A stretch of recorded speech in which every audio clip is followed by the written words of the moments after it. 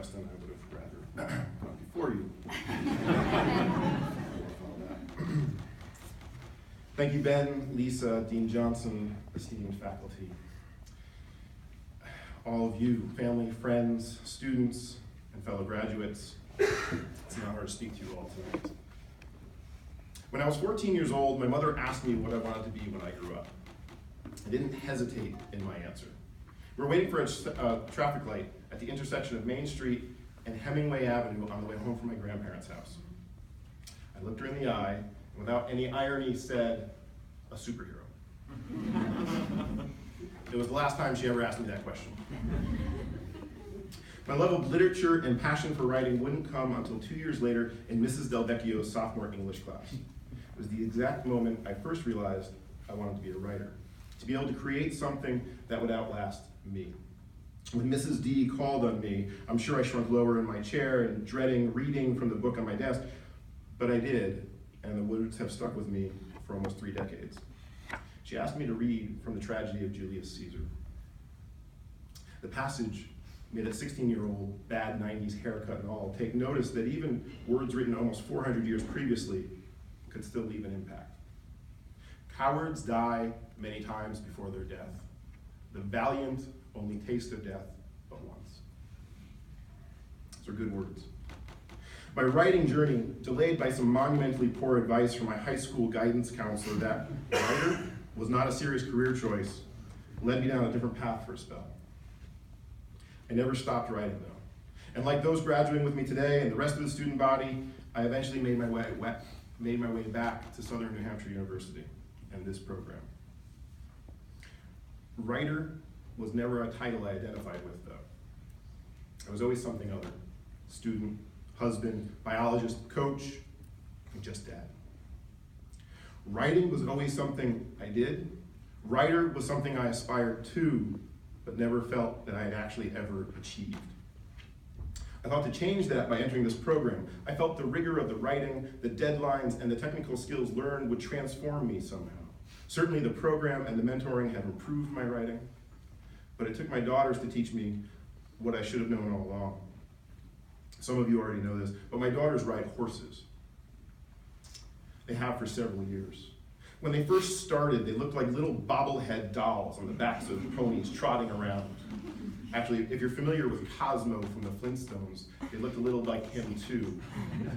Enormous helmet with their little heads and necks. They fell off those ponies a lot, sometimes hard.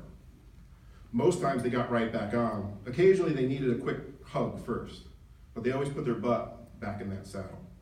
They're tough. And one of the things I admire most about them is their grit. That memory seems so long ago. While I've been here in school, both of my girls have grown as writers and young women. They are no longer bobbleheads when they ride, but confident, competent riders who lead their steeds through the air over jumps and at speeds that scare the hell out of their father. Over the last 2 years, there have been many days when I have doubted belonging here. When the writing didn't come, when I struggled to convert good feedback into better writing. On those days, I would often spend a little more time watching my daughters ride. Not easily distracted or preoccupied, but really watch them. My little girls lift me up. They inspire me. They push me to be not only a better dad, but also a better person, one worthy of them. And they made me realize that writing is a lot like riding. It's hard work.